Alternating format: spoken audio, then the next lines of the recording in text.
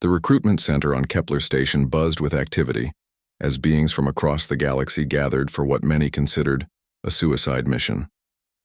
Marcus Chen stood among them, his human frame appearing unremarkable compared to the towering Zilithians with their crystalline exoskeletons, or the fluid-form Aquarians who seemed to shift and flow even while standing still. At 26 years old, Marcus had spent the last 8 years as a colonial marine, but nothing in his experience had prepared him for this moment. The holographic display at the center of the room flickered to life, showing a planet that looked deceptively peaceful from orbit. Verdania Prime appeared as a lush green world with vast oceans and swirling white clouds, but Marcus knew better. Every being in this room knew better. This was the homeworld of the apex stalker, a creature so deadly that it had single-handedly prevented colonization efforts for over 2 centuries.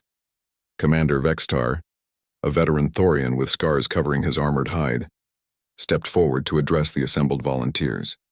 His voice carried the weight of countless battles as he spoke through the universal translator. "You all know why you're here? Verdania Prime contains the largest deposit of quantum crystals ever discovered.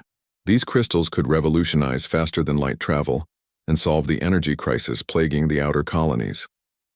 But they're guarded by something that has killed every expedition we've sent." Marcus listened intently as the commander continued. The apex stalker, as his xenobiologists had named it, was unlike any predator known to galactic science. Standing nearly 12 feet tall when upright, it possessed adaptive camouflage that made it virtually invisible in any environment. Its intelligence rivaled that of sentient species, yet it showed no interest in communication or negotiation. It simply hunted and killed any being that set foot on its world. "Previous expeditions have included our finest warriors," Vextar explained, his mandibles clicking nervously. "Zilithian shock troops with energy shields that could deflect plasma cannons. Aquarian stealth specialists who could phase through solid matter. Thorian heavy assault units in powered armor. None returned. In fact, we've never even recovered their bodies." The room fell silent as the implications sank in. Marcus felt the weight of dozens of alien gazes upon him as Vextar continued. "This expedition will be different.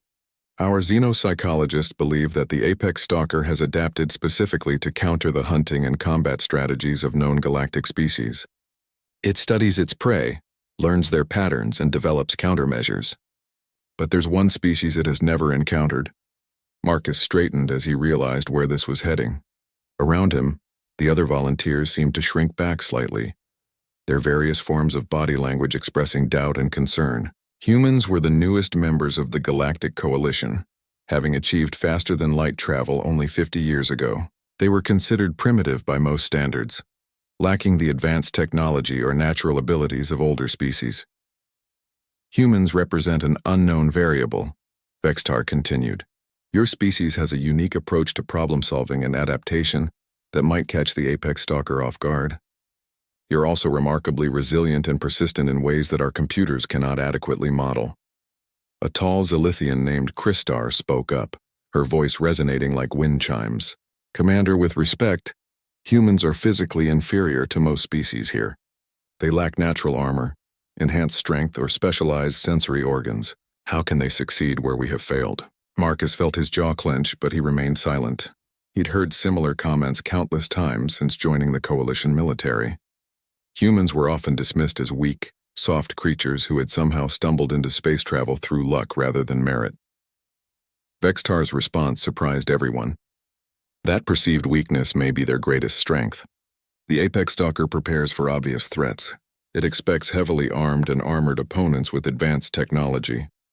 It doesn't expect a creature that relies primarily on intelligence, adaptability, and what humans call thinking outside the box. The briefing continued with detailed analysis of previous expeditions. The tactical data painted a grim picture. Teams that landed in groups were systematically eliminated. Solo infiltrators vanished without a trace.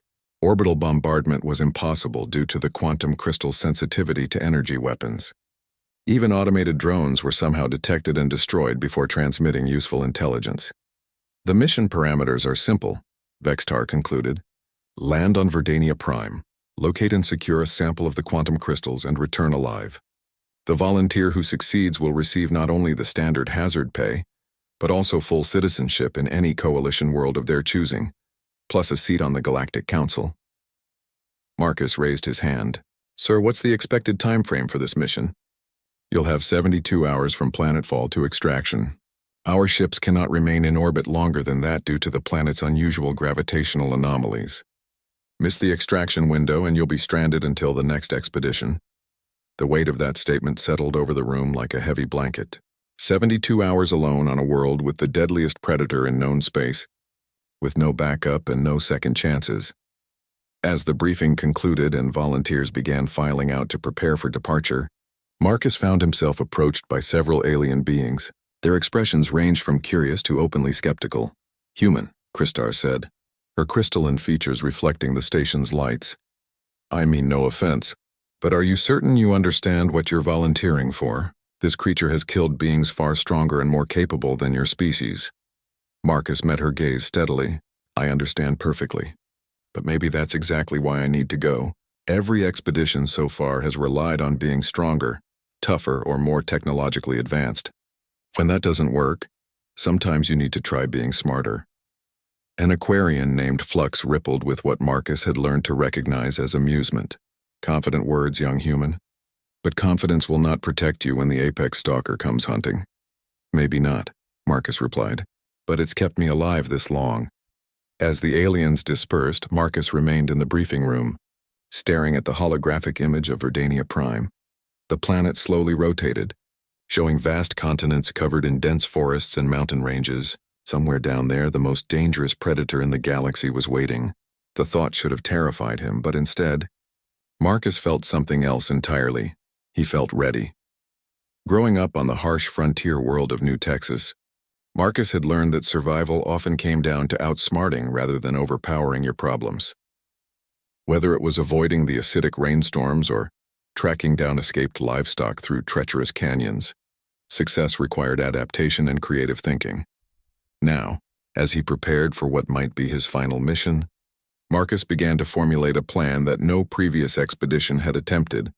He wouldn't try to outfight the apex stalker or hide from it using advanced technology.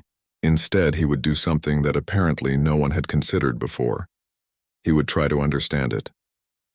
Marcus spent the next 18 hours in the Coalition's archives, studying every scrap of data about Verdania Prime and the apex stalker. The station's AI librarian, a floating sphere of blue light named Cortex, seemed puzzled by his requests for information that previous expeditions had deemed irrelevant. Human Marcus Chen. Cortex's synthetic voice echoed in the empty research chamber. You are the first volunteer to request geological surveys, atmospheric composition data, and botanical analyses. Most focus exclusively on tactical assessments and weapon specifications. That's probably why they're dead, Marcus muttered, scrolling through files about Verdania's ecosystem. The planet's biosphere was remarkably diverse, with over 3 million cataloged species existing in perfect balance. What struck him as odd was that in all the orbital surveys, only one apex predator had been identified. On most worlds, there were dozens competing for resources. He pulled up the limited footage from previous expeditions, frame by frame examining the brief moments before each team's communications went dark. The Zilithian shock troops had been eliminated while setting up a defensive perimeter near their landing site. Their energy shields had simply deactivated without warning, leaving them vulnerable to something the cameras couldn't detect. The Aquarian stealth team's recordings were even more disturbing. Their phase-shifting abilities allowed them to become incorporeal, yet something had forced them back into solid form before tearing them apart. The footage showed their leader, a veteran named Deep Current, materializing with a look of absolute terror before the feed cut to static. Marcus leaned back in his chair, rubbing his tired eyes. Every expedition had brought their species' greatest strengths to bear against the apex stalker, and every strength had been turned into a weakness. The creature adapted, learned, and countered with terrifying efficiency.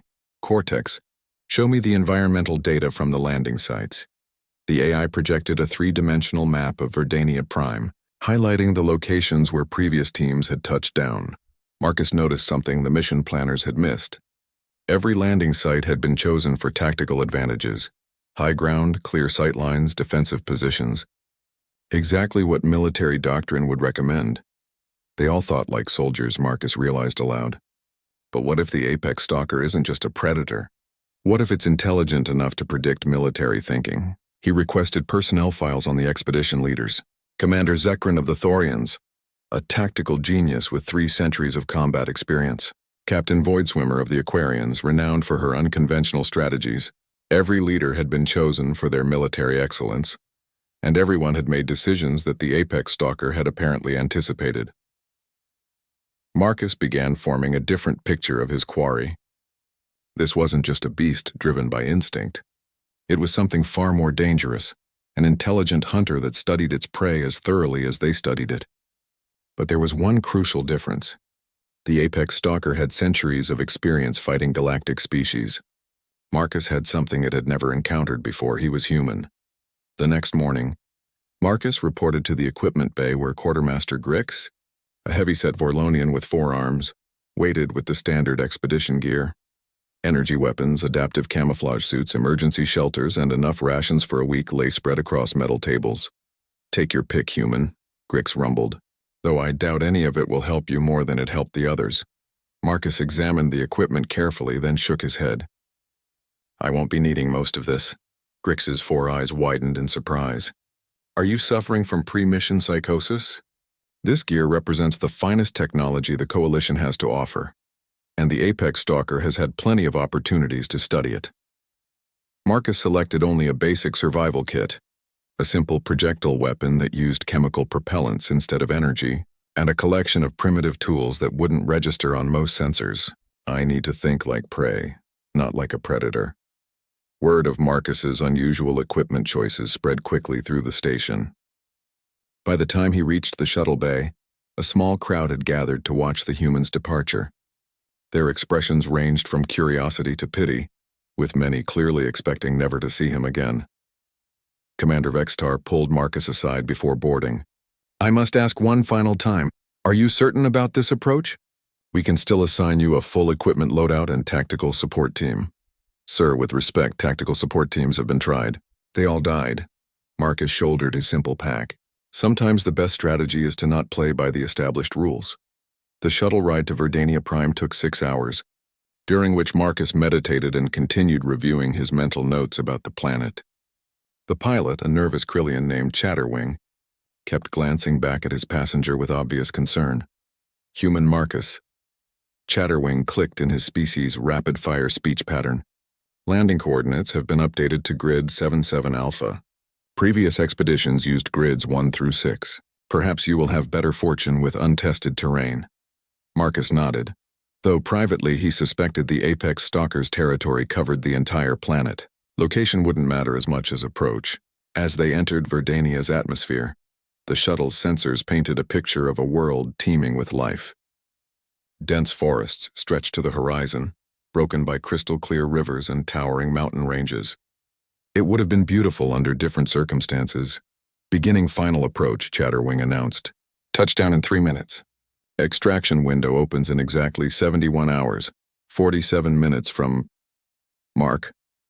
Marcus felt his heartbeat accelerate as the shuttle descended through the canopy of alien trees. Unlike previous expeditions, he wouldn't be landing in a clearing with good sightlines and defensive positions. Instead, he'd requested a drop point deep in the forest where the thick vegetation would provide natural concealment. The shuttle touched down with barely a whisper, its landing thrusters carefully modulated to minimize environmental impact. Marcus moved quickly to the exit ramp, knowing that every second on the ground increased the risk to Chatterwing and his ship. "Good hunting." "Human," the pilot called out as Marcus stepped onto alien soil for the first time. "Thanks," Marcus replied, already scanning the dense forest around him. "But I'm not here to hunt." The shuttle lifted off immediately, disappearing above the canopy and leaving Marcus alone on Verdania Prime. The silence that followed was profound, broken only by the distant calls of native wildlife and the rustle of wind through strange leaves. Marcus stood perfectly still for several minutes, allowing his senses to adjust to this new environment. The air was thick with unfamiliar scents, some floral, others earthy, and underneath it all, something that made his primitive brain send up warning signals: the smell of a predator's territory. Marcus had experienced similar sensations while tracking dangerous wildlife on frontier worlds. But this was different, more intense, more intelligent, He began walking deeper into the forest, deliberately avoiding anything that resembled a game trail or obvious path. His movements were careful but not stealthy. He wasn't trying to hide from the apex stalker. That would be impossible anyway, according to the expedition reports. Instead, he was presenting himself as something new, something that didn't fit the patterns of previous intruders.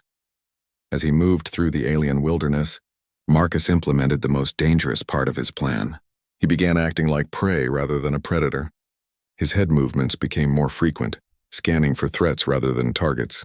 His pace varied randomly instead of maintaining the steady, purposeful advance of a hunter. Most importantly, he allowed himself to appear vulnerable and lost rather than confident and prepared. It went against every instinct from his military training, but Marcus knew that everything conventional had already failed. The apex stalker expected soldiers, explorers, and scientists. It didn't expect someone who would willingly make themselves appear weak and afraid, because sometimes to defeat the ultimate predator, you had to become the ultimate prey.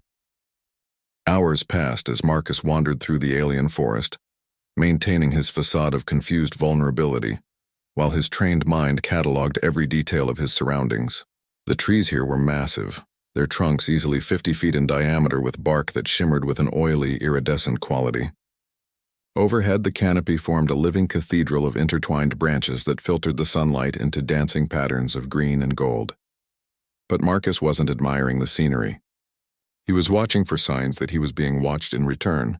It started subtly, a brief silence in the background chorus of native animals, lasting just long enough to notice before resuming. The occasional rustle in the underbrush that didn't quite match the wind patterns.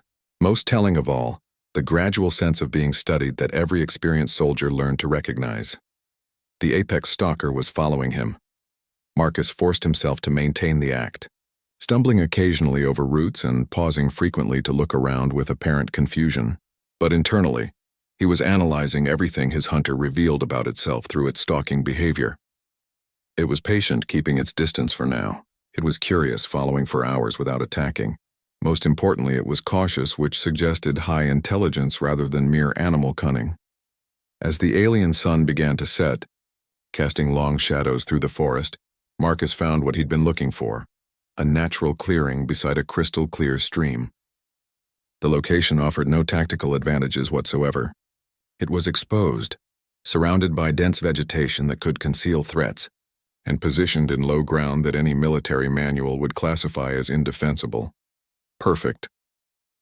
Marcus set up his camp with deliberate inefficiency, placing his small shelter in a position that would be difficult to defend and impossible to escape from quickly. He built a fire using primitive chemical matches instead of advanced ignition devices, creating light and smoke that would advertise his position to everything in the area.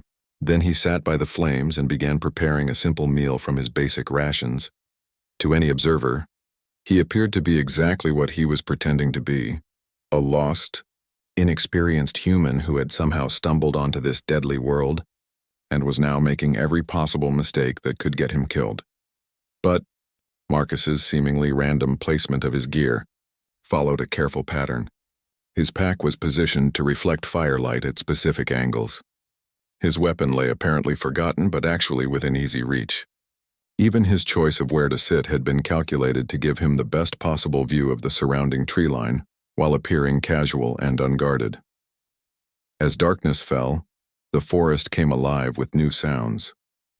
Nocturnal creatures began their hunting calls, creating a symphony of alien voices that would have been beautiful under different circumstances. Marcus ate his bland ration slowly, occasionally glancing around with the nervous movements of someone who suspected they weren't alone but couldn't pinpoint the source of their unease. That's when he saw it. A shift in the shadows at the edge of the clearing, so subtle that his conscious mind almost dismissed it as imagination. But Marcus had learned to trust his subconscious instincts, and something deep in his brain was screaming danger. He continued eating as if nothing had happened, but his peripheral vision tracked the anomaly. The apex stalker was magnificent and terrifying in equal measure. Even partially concealed by its adaptive camouflage, Marcus could make out portions of its form. It stood upright like a humanoid but moved with the fluid grace of a born predator. Its limbs were too long, ending in what appeared to be retractable claws that could probably cut through coalition battle armor like paper.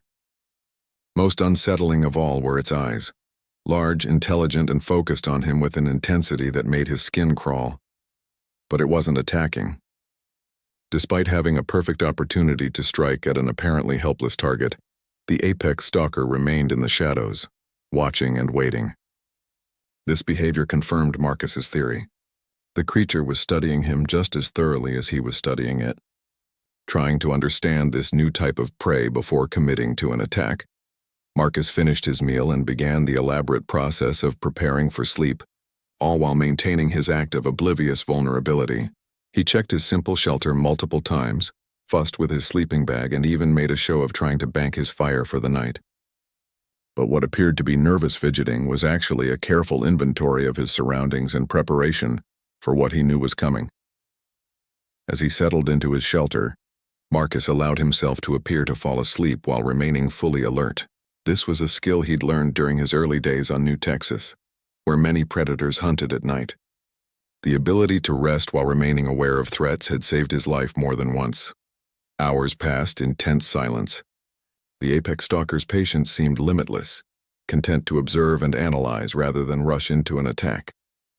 Marcus used this time to study its movement patterns, noting how it repositioned itself every few minutes to maintain optimal viewing angles while staying concealed. The creature's intelligence was remarkable, possibly exceeding that of some sentient species he'd encountered. Near midnight, something changed. The background sounds of the forest gradually faded to complete silence, as if every living creature within miles had suddenly fled or hidden. Marcus felt his heart rate increase despite his efforts to remain calm. This was the moment he'd been waiting for and dreading in equal measure. The apex stalker was moving closer. Marcus heard nothing, saw nothing, but every instinct screamed that death was approaching. This was how it had killed the others, using perfect stealth to get close enough for a killing strike before its prey could react. But Marcus had one advantage that previous expeditions had lacked. He wasn't trying to detect the creature to fight it. He was trying to detect it to understand it. Through almost closed eyes, Marcus caught a glimpse of movement at the edge of his shelter. The apex stalker had approached to within arm's reach, close enough that he could smell its alien scent, something like ozone mixed with predator musk. This close, he could see details that the expedition reports had missed. The creature's camouflage wasn't just visual. It seemed to bend sound and even scent around itself, creating a null zone that explained how it could approach undetected even by species with enhanced senses. Its limbs were longer than initial estimates suggested, giving it incredible reach for surprise attacks. Most importantly, its head movements showed clear signs of analytical thinking rather than simple hunting instinct. The apex stalker studied Marcus for what felt like hours, but was probably only minutes. He could feel its gaze moving across his body, examining this strange new type of prey. Several times it shifted position, viewing him from different angles as if trying to understand something that didn't fit its existing knowledge base. Then, just as suddenly as it had arrived, the creature withdrew into the darkness. The forest sounds gradually returned, and Marcus felt some of the crushing tension leave his muscles. He had survived his first direct encounter with the deadliest predator in known space, but more importantly, he had learned something crucial. The apex stalker was confused by him. Every previous expedition had followed predictable patterns: establish a base, search for crystals, prepare for conflict. The creature had learned to counter these approaches over centuries of successful hunts. But Marcus wasn't following any pattern it recognized. He wasn't fortifying a position or actively hunting for crystals. He wasn't even trying to fight or hide effectively. As dawn approached, Marcus allowed himself to genuinely rest for a few hours. When he woke, he found something that made his blood run cold and filled him with hope at the same time. Pressed into the soft earth beside his shelter was a massive clawed print, perfectly preserved in the morning dew. The apex stalker had been close enough to kill him a dozen times over, but instead had left what could only be described as a calling card. It was playing with him. Marcus studied the print carefully, noting details about claw configuration and weight distribution that might prove useful later. But more than that, he was analyzing what this behavior revealed about his hunter's psychology. The creature was intelligent enough to recognize that he represented something new and interesting enough to deserve extended study rather than immediate elimination. That gave him time to implement the next phase of his plan. Instead of searching for quantum crystals, Marcus was going to do something no previous expedition had attempted. He was going to try to communicate with the most dangerous predator in the galaxy, because sometimes the best way to defeat an enemy was to stop being enemies altogether. Marcus spent the second day implementing the most dangerous gamble of his life. Instead of searching for quantum crystals or trying to avoid the apex stalker, he began deliberately creating patterns that would demonstrate his intelligence while maintaining his non-threatening posture. He started by rearranging stones beside the stream into geometric shapes, simple at first, then increasingly complex. A triangle became a square, which became a pentagon, eventually progressing to intricate fractals that could only be created by conscious design. Any intelligence watching would recognize these patterns as proof of deliberate thought, rather than random animal behavior. Throughout the morning, Marcus felt the weight of unseen observation. The apex stalker was out there, watching and analyzing everything he did. Several times he caught glimpses of movement in his peripheral vision, but when he turned to look directly, nothing was there. The creature's camouflage abilities were beyond anything in Coalition technology. By midday, Marcus had progressed to more complex demonstrations. Using mud from the stream bank, he created a three-dimensional map of the local area, complete with topographical features and landmark trees. Then he began adding mathematical equations written in universal numeric symbols that any spacefaring intelligence would recognize. Prime numbers, the Fibonacci sequence, and basic geometric theorems decorated the mud surface like an alien textbook. The response was subtle but unmistakable. A stone he had carefully placed in one position was moved exactly 3 feet to the left, not destroyed or scattered, but deliberately relocated. The apex stalker was responding to his communication attempt. Marcus felt his heart racing as he realized the implications. This creature wasn't just intelligent. It was sophisticated enough to engage in abstract symbolic communication. Every previous expedition had treated it as a dangerous animal to be avoided or destroyed. None had considered the possibility that it might be trying to protect something, rather than simply hunting for sport. He spent the afternoon expanding his mathematical display, adding new equations and geometric proofs while carefully observing any changes the apex stalker made to his work. A pattern emerged. The creature would modify his arrangements to correct errors or suggest improvements, but never in ways that felt threatening or destructive. It was engaging in a form of mathematical dialogue. As evening approached, Marcus made his boldest move yet. Using sticks and stones, he created a crude representation of the solar system, complete with planetary orbits and the approximate positions of major worlds. Then he placed a small human figure at the edge of the display and drew lines connecting it to the Coalition member worlds, clearly indicating his origin and allegiances. The reaction was immediate and terrifying. A sound unlike anything Marcus had ever heard erupted from the forest around him. Not quite a roar, not quite a scream, but something that made his primitive brain flood with terror hormones. Every tree within 100 yards shook as if struck by hurricane winds, and the very air seemed to vibrate with barely contained fury. Marcus forced himself to remain motionless and non-threatening, even as every instinct screamed at him to run or fight. The apex stalker's rage was directed not at him personally, but at what he represented. The creature had recognized the Coalition symbols and was expressing its opinion of galactic civilization in unmistakable terms. Then, as suddenly as it had begun, the fury subsided. The forest fell silent except for Marcus's hammering heartbeat and rapid breathing. But in that silence, he heard something that changed everything. The unmistakable sound of bipedal footsteps approaching his camp. The apex stalker was abandoning stealth for direct confrontation. Marcus remained perfectly still as the footsteps circled his position, each step deliberate and measured. The creature was making noise intentionally, allowing him to track its movements as it established a perimeter around his camp. This wasn't stalking behavior anymore. It was something else entirely. When the apex stalker finally revealed itself, stepping into the firelight with its camouflage fully deactivated, Marcus understood why every previous expedition had died in terror. The creature was a masterpiece of evolutionary perfection, standing nearly 12 feet tall with proportions that suggested both incredible strength and impossible speed. Its skin seemed to shift between scales and fur depending on the viewing angle, and its claws gleamed like polished metal in the firelight. But it was the eyes that held Marcus transfixed. Large, multifaceted like an insect's, but clearly intelligent. They studied him with an intensity that felt like being dissected layer by layer. This close, he could see that what he'd taken for purely predatory features were actually adaptations for survival on a world that had been repeatedly invaded by hostile. Hoarse as the apex stalker spoke, the sounds that emerged from its throat were unlike any language Marcus had encountered, but the universal translator in his ear began processing the vocalizations after a few moments of analysis. The first translated word sent chills down his spine. "You are not like the others who come to steal and destroy." Marcus forced his voice to remain steady as he replied, "No, I'm not. I came to understand, not to take." The creature's head tilted at an angle that would have been impossible for any vertebrate Marcus knew. "Understanding requires truth.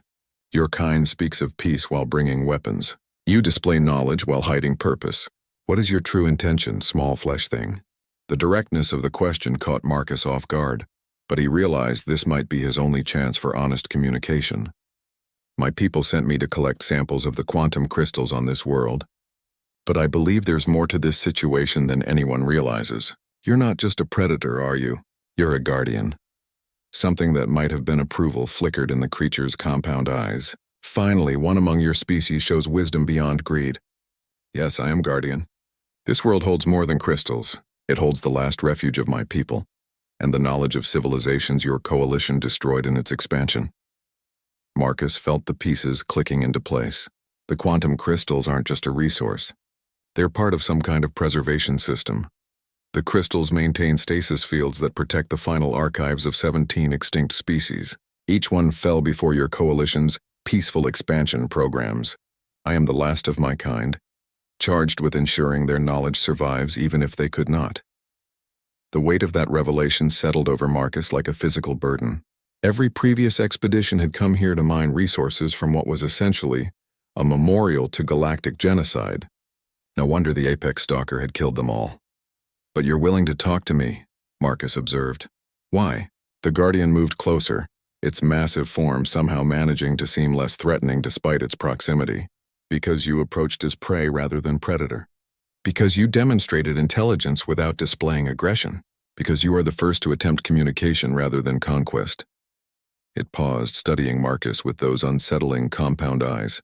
"And because there is something different about your species that the others lack." "Different how?" "Your people survived by cooperation rather than domination. Your evolution was shaped by working together to overcome challenges rather than conquering weaker species. It is why your technology seems primitive to others. You never needed to develop weapons of mass destruction because you rarely turned them on yourselves."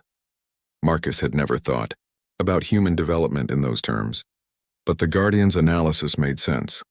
Humans had reached the stars through collective effort and mutual support, not through subjugating other species. They were perhaps the only coalition member species that had never committed genocide against their own kind. "I have studied the records your people transmit to space," the Guardian continued. "Your entertainment, your literature, your historical archives. Alone among the galaxy's species, you tell stories of redemption rather than conquest. You celebrate those who protect rather than those who destroy." The conversation was interrupted by a soft chiming from Marcus's communicator, a reminder that he had less than 24 hours before the extraction window opened. If he missed it, he would be stranded on Verdania Prime indefinitely. The Guardian noticed his distraction and gestured toward the device. "You must choose, human Marcus Chen. Return to your people with the crystals they desire, or stay and learn truths that might save your species from the fate of those who came before." Marcus stared at the alien being, realizing that this moment would define not just his own future, but possibly the future of human civilization.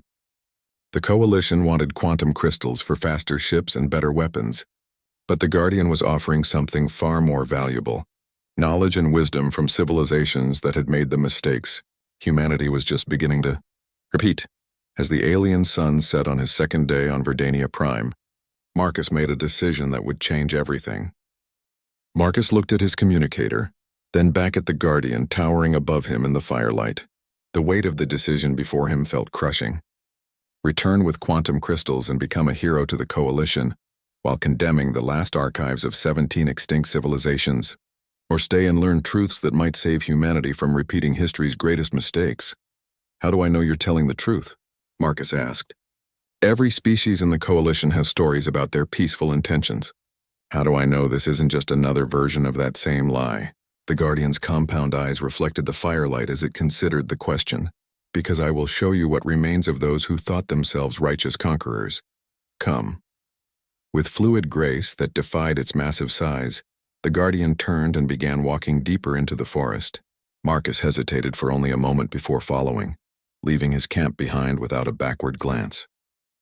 If the creature wanted him dead, it could have killed him dozens of times already. They walked through the alien night for hours, with the Guardian's natural bioluminescence providing just enough light to navigate by. The forest around them grew denser and stranger, with trees that seemed to twist in impossible directions and vegetation that glowed with soft internal light. This was clearly a part of Verdania Prime that no orbital survey had ever detected. The crystalline formations mask much from your sensors, the Guardian explained when Marcus commented on the hidden landscape. What your people detected from orbit was perhaps 1% of what exists here. As they crested a hill covered in spiral-shaped trees, Marcus saw their destination and felt his breath catch in his throat.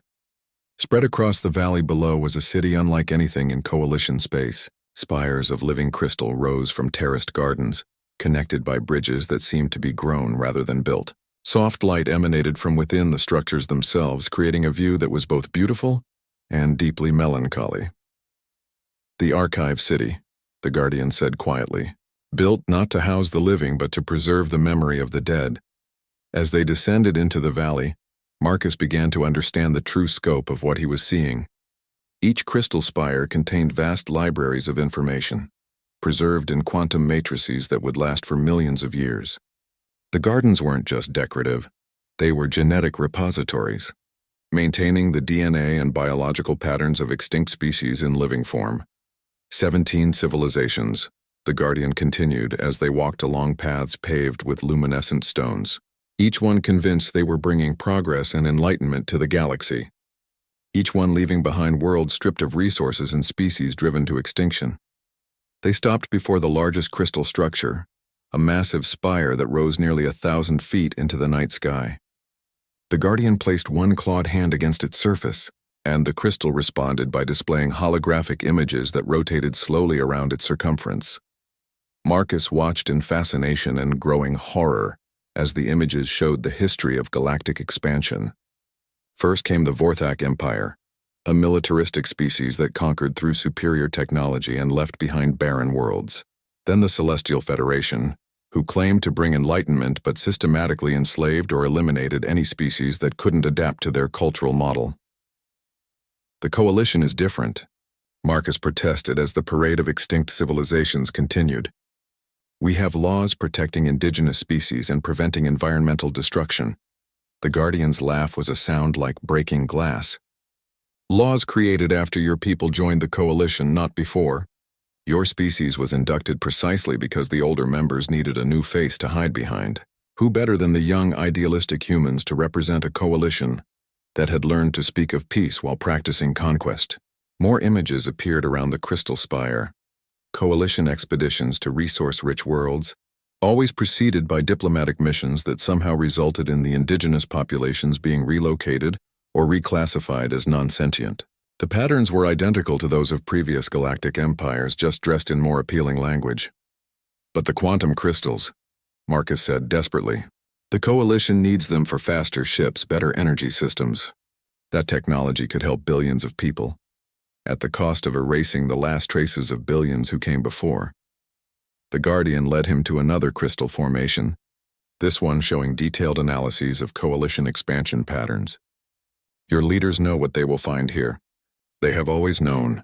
The quantum crystals are secondary to the real goal, eliminating the last witness to their predecessors' crimes.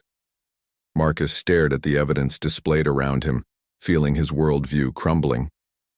Everything he'd believed about the Coalition's mission, about humanity's role in galactic civilization, was being revealed as carefully constructed lies. The Coalition wasn't different from the empires that had come before. It was just better at public relations. "Why are you showing me this?" he asked finally. "What can one human do against an entire galactic government?" The Guardian moved to a smaller crystal structure, this one showing images of Earth and human history. "Because your species still has something the others lost, the ability to choose cooperation over conquest. But that window is closing. Already your military leaders speak of expanding human territory and establishing resource extraction colonies. You are perhaps a generation away from becoming another empire of conquest." The holographic displays showed human expansion patterns over the past 50 years, charting the gradual shift from exploratory missions to resource extraction operations. The trend was subtle but unmistakable. Humanity was following the same path as every other species that had achieved galactic power. "But it doesn't have to be that way," the Guardian continued. "The knowledge preserved here contains alternatives, technologies that don't require strip mining worlds, governmental systems that balance individual achievement with collective welfare, even methods of faster-than-light travel that don't depend on quantum crystals." Marcus felt a glimmer of hope cutting through his despair. "You're offering to share this knowledge with humanity?" "I am offering to share it with you, Marcus Chen. Whether your species benefits depends on what you choose to do with it." They spent the rest of the night exploring the archive city, with the Guardian showing Marcus technologies and philosophies from 17 extinct civilizations. He saw energy systems that drew power directly from quantum vacuum fluctuations, eliminating the need for fuel or raw materials. Agricultural techniques that could make any world fertile without disrupting existing ecosystems. Even weapons technology, though these were clearly marked with warnings about their dangers. "Why preserve weapons at all?" Marcus asked as they examined a display showing planet killing. Devices that made Coalition weapons look like children's toys, because those who forget the tools of destruction are doomed to reinvent them, the Guardian replied. "Better to preserve the knowledge along with wisdom about its consequences." As dawn approached, Marcus found himself standing before the most important display in the entire city. A quantum computer that contained detailed records of every species the Coalition had encountered, including those they had classified as non-sentient or relocated for their own good. The truth was staggering. Hundreds of intelligent species had been displaced or eliminated over the past 5 centuries, all in the name of galactic progress. "The Coalition leaders know," Marcus said, no longer making it a question. "They know. They have always known. The same families that led the Celestial Federation now control the Coalition Council. Different names, different species, but the same philosophy. That galactic civilization belongs to those strong enough to take it." Marcus checked his communicator again. 6 hours until the extraction window opened. 6 hours to decide whether to return as a hero with quantum crystal samples or as a traitor with knowledge that could destroy the Coalition's carefully maintained image. "There is a third option," the Guardian said, apparently reading his thoughts. "You could return with both crystals and truth. Use the crystals to prove your mission's success while privately sharing the real knowledge with those humans you trust to use it wisely. That's asking me to become a spy against my own government. It is asking you to become a guardian of truth, as my people were before me." The Guardian's compound eyes fixed on Marcus with unsettling intensity. "The question is whether your species values truth enough to risk everything for it." Marcus stared at the quantum computer containing the secret history of galactic civilization, knowing that his next decision would determine not just his own fate, but the future of humanity itself. In 6 hours, he would have to choose between comfortable lies and dangerous truths. The weight of an entire species' future rested on his shoulders. Marcus stood in the heart of the archive city, as the first rays of Verdania's sun painted the crystal spires in brilliant colors. He had 4 hours until extraction. 4 hours to make the most important decision in human history. The Guardian waited patiently nearby, understanding that some choices couldn't be rushed. "If I take this knowledge back to Earth," Marcus said finally, "how do I know anyone will believe me? This all sounds like the ravings of someone who's spent too much time alone in space." The Guardian approached one of the smaller crystal formations and placed its clawed hand against the surface. The crystal responded by projecting a data crystal no larger than Marcus's thumb, glowing with soft internal light. This contains irrefutable proof. Communication logs between coalition leaders discussing the true nature of their expansion policies. Genetic evidence of the species they've eliminated, even video records of the orders being given. Everything your people will need to verify the truth. Marcus picked up the data crystal, feeling its surprising warmth against his palm. Such a small object to carry such devastating information, and the advanced technologies you showed me, also contained within, though accessing them will require quantum computers more advanced than anything currently in human space. Consider it an incentive for your people to develop beyond their current limitations. A second crystal materialized, this one slightly larger and pulsing with different patterns of light. Marcus pocketed both carefully, their weight seeming far greater than their actual mass. The quantum crystals your mission requires are readily available, the Guardian continued, gesturing toward a nearby garden where formations of the valuable minerals grew like exotic flowers. Take what you need to satisfy your commanders, but know that each crystal you remove weakens the preservation fields protecting the archives. Marcus looked at the garden, understanding the terrible irony. The very crystals that the coalition coveted were part of a system designed to preserve the memory of their victims. Taking them would quite literally erase history. How many can I take without causing permanent damage? Perhaps a dozen small samples. Enough to prove your mission's success, not enough to power the fleet expansions your leaders envision. Marcus spent the next hour carefully selecting quantum crystals that met coalition specifications while minimizing damage to the preservation matrix. Each crystal he removed dimmed the glow of nearby archive structures slightly, a visible reminder of the cost of his success. As he worked, the Guardian shared more details about the extinct civilizations whose knowledge was preserved here. The Ethereals had developed technology that could manipulate matter at the quantum level, creating anything they could imagine from base elements. The World Shapers had mastered ecological engineering, turning barren rocks into garden paradises in mere decades. The Mindwalkers had achieved a form of immortality through consciousness transfer, allowing their greatest thinkers to survive across millennia. All of them had fallen to the same pattern of expansion and conquest that now threatened humanity's future. There's something I don't understand, Marcus said as he sealed the crystal samples in a protective container. If all these civilizations were so advanced, how did they lose to primitive conquest-driven species? The Guardian's expression, as much as Marcus could read it, seemed deeply sad. Because advancement and wisdom are not the same thing. Each of these species developed incredible technology while remaining children in terms of understanding galactic politics. They believed that superior knowledge would be respected rather than stolen, that peaceful intentions would be reciprocated, that the universe was fundamentally fair. And the species that conquered them understood that the universe is fundamentally competitive.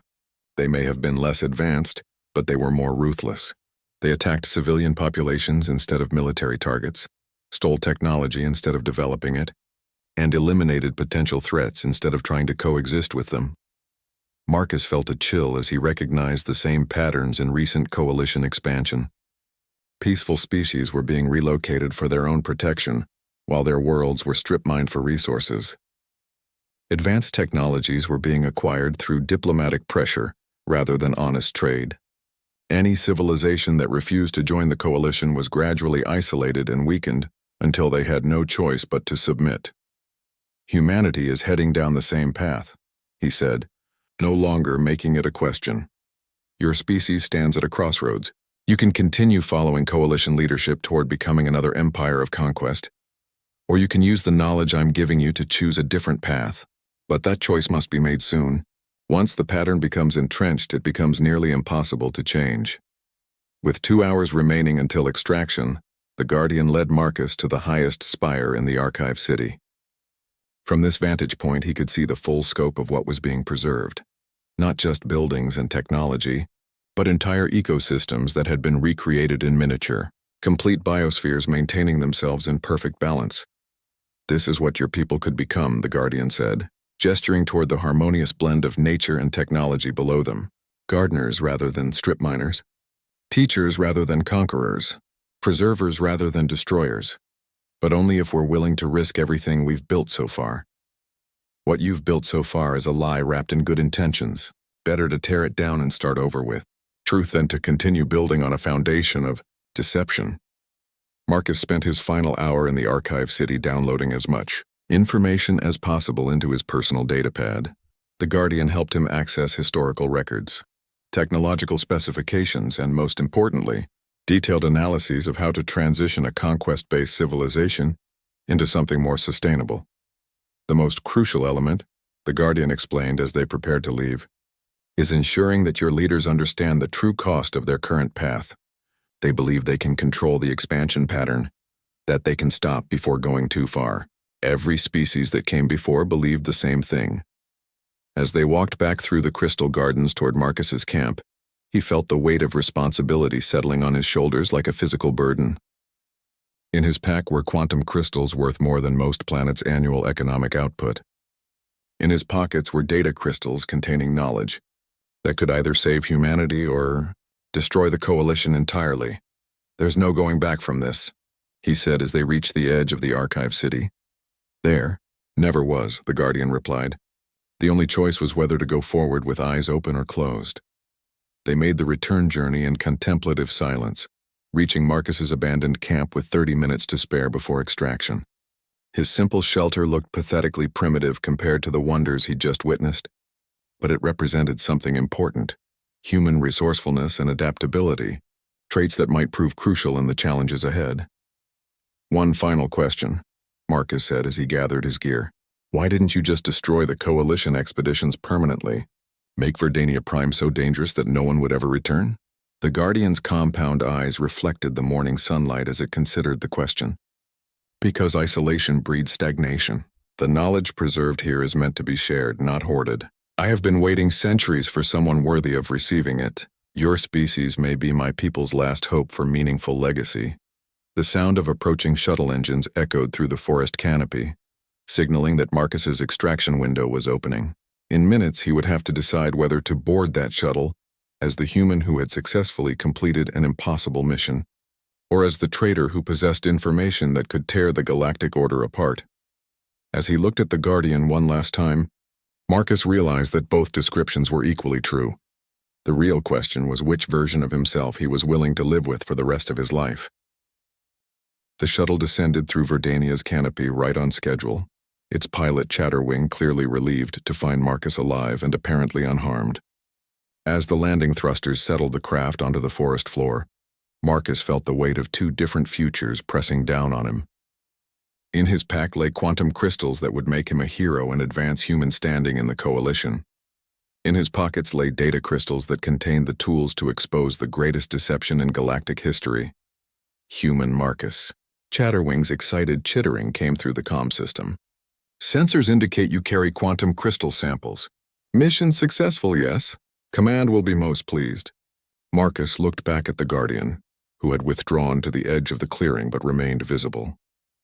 The massive alien raised one clawed hand in what might have been a farewell gesture or a benediction. Perhaps both. Yes, Marcus replied into his communicator. Mission accomplished. But as he boarded the shuttle and felt it lift off from Verdania Prime, Marcus knew that his real mission was just beginning. The journey back to Kepler Station passed in a blur of debriefings and medical examinations. Marcus submitted to every test and scan, while carefully concealing the data crystals in shielded compartments built into his equipment. His story was simple and believable. He had used unconventional tactics to avoid the apex stalker, discovered a natural formation of quantum crystals, and managed to extract samples without triggering the creature's attention. Commander Vextar was ecstatic when Marcus presented the crystal samples. Incredible. These specimens are of higher quality than anything we projected finding. The quantum resonance patterns alone will advance our faster-than-light research by decades. Marcus smiled and accepted the praise while internally calculating how much of the archive city's preservation matrix he had just compromised. The dozen crystals he'd taken would indeed advance human technology, but at the cost of dimming the memorial to 17 extinct civilizations. There's more good news, Vextar continued. Your success has convinced the Coalition Council to authorize a full mining expedition to Verdania Prime. We'll return with heavy equipment and extraction teams within 6 months. The apex stalker will be eliminated, and the planet's resources will be fully exploited. The casual mention of the Guardian's death and the destruction of the Archive City hit Marcus like a physical blow, but he kept his expression neutral. Sir, I should mention that the creature seemed more intelligent than previous reports suggested. Perhaps we should consider alternative approaches. Nonsense. Intelligence makes it more dangerous, not less. The orbital bombardment teams are already being briefed. Vextar's scarred hide rippled with satisfaction. Your preliminary survey has provided the targeting data we need to eliminate the threat permanently. That night, alone in his quarters aboard the transport ship carrying him back to human space, Marcus stared at the data crystals containing the truth about galactic civilization. The Guardian had been right about everything. The Coalition was already planning to murder the last keeper of galactic memory and strip mine the memorial to their victims. Marcus activated his personal computer and began composing what would either be the most important message in human history or his own death warrant. He addressed it to 3 recipients. His former commanding officer, Admiral Sarah Chen, no relation despite the shared surname, investigative journalist David Park, who had exposed corruption in the colonial administration, and Dr. Elena Vasquez, the xenobiologist who had first theorized that intelligent alien life might not follow human social patterns. The message was simple. I have information that will change everything we think we know about the Coalition and humanity's place in the galaxy.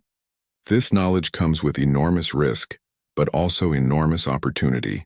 If you're willing to risk your careers and possibly your lives for the truth, meet me at the coordinates I'm attaching. Come alone and tell no one. He encrypted the message using codes from his military service, attached the rendezvous coordinates for a remote mining station in neutral space, and hit send before he could lose his nerve. 2 weeks later, Marcus waited in a dingy cantina on asteroid base Gamma 7, watching his life divide into before and after. Admiral Chen arrived first, her gray hair and stern expression making her look every inch the decorated veteran she was. Dr. Vasquez came next, her scientific curiosity clearly warring with caution. David Park slipped in last, his journalist's instincts already alert to the story potential. This better be worth the risk, Chen, Admiral Chen said without preamble. I've got a fleet exercise to run next week, and disappearing to neutral space without authorization could end my career. Marcus placed the data crystals on the table between them, their soft glow seeming ominous in the cantina's dim lighting. What I'm about to show you will end more than careers if we handle it wrong. But if we handle it right, it might save our entire species. He spent the next 6 hours walking them through everything the Guardian had revealed. The true history of galactic expansion, the extinct civilizations whose knowledge was preserved on Verdania Prime, the Coalition leadership's complicity in genocide spanning centuries. The 3 humans listened with growing horror as the scope of the deception became clear. Even if this is all true, Admiral Chen said finally, what do you expect us to do about it? The Coalition has military superiority and economic control over half the galaxy. 3 humans and a handful of data crystals can't topple that kind of power structure. We don't need to topple it, Marcus replied. We need to offer an alternative. The Guardian didn't just preserve evidence of the Coalition's crimes, they preserved the knowledge needed to build something better. Dr. Vasquez had been studying the technological specifications contained in the crystals. These energy systems alone could make resource extraction obsolete. If we could develop this technology in secret, we could offer every Coalition member species a path to independence from central control. And the historical evidence, David Park added, his journalist's mind already working on the implications. This could be released gradually, building public awareness without triggering a violent crackdown. Start with the less damaging revelations and work up to the major ones. Marcus felt a surge of hope as he watched his 3 conspirators begin to understand the possibilities. But we need to move carefully. The Coalition's response to any threat is to eliminate it completely if they discover what we're doing before we're ready. We end up like the 17 extinct species in your Guardian's archive. Admiral Chen finished grimly. How long do we have before the mining expedition reaches Verdania Prime? 4 months, Marcus replied. They're assembling the fleet now along with orbital bombardment platforms to eliminate the apex stalker. Then that's our deadline, Dr. Vasquez said decisively. 4 months to establish a network of allies, begin developing the alternative technologies, and prepare for the release of information that will shake the galaxy to its foundations. They spent the rest of the night planning humanity's quiet revolution. Admiral, Chen would identify sympathetic officers in the human fleet and begin subtle preparations for potential military action. Dr. Vasquez would start independent research programs based on the archive technologies, hidden within legitimate scientific projects. David Park would begin building a network of journalists and information specialists across Coalition space, preparing for the largest coordinated information release in galactic history, and Marcus would return to Verdania Prime. That's suicide, Admiral Chen protested when he outlined his plan. The mining fleet will blast anything that moves when they arrive. Not if there's a human officer on the ground vouching for the Guardian's intelligence and value as an ally, Marcus replied. Someone has to protect the Archive City until we're ready to reveal its existence. The Guardian saved my life and trusted me with the future of galactic civilization. I won't abandon them now. As they prepared to part ways and begin their respective missions, Dr. Vasquez pulled Marcus aside. Are you sure you can trust this Guardian? Everything we're planning is based on the word of a creature that's killed hundreds of beings over the centuries. Marcus thought about the Archive City with its careful preservation of extinct civilizations, the Guardian's patient willingness to communicate rather than simply eliminate another threat, and the profound sadness in those compound eyes as they spoke of species that had trusted in fairness and been destroyed for their naivety. I trust them more than I trust our own government, he said finally. At least the Guardian never lied to me about their intentions. 6 weeks later, Marcus stood once again on the surface of Verdania Prime, but this time he wasn't alone. A small team of volunteers, scientists, engineers, and even a few military specialists had joined him in what history would either remember as humanity's greatest adventure or its final mistake. The Guardian was waiting when they emerged from their landing craft, no longer hiding but standing proudly in the alien sunlight. Behind them, other shapes moved through the forest, not more Guardians, for the alien had spoken truly about being the last of their kind, but the automated systems and preserved consciousnesses of the Archive City awakened to help protect the galaxy's last repository of truth. As Marcus introduced the Guardia,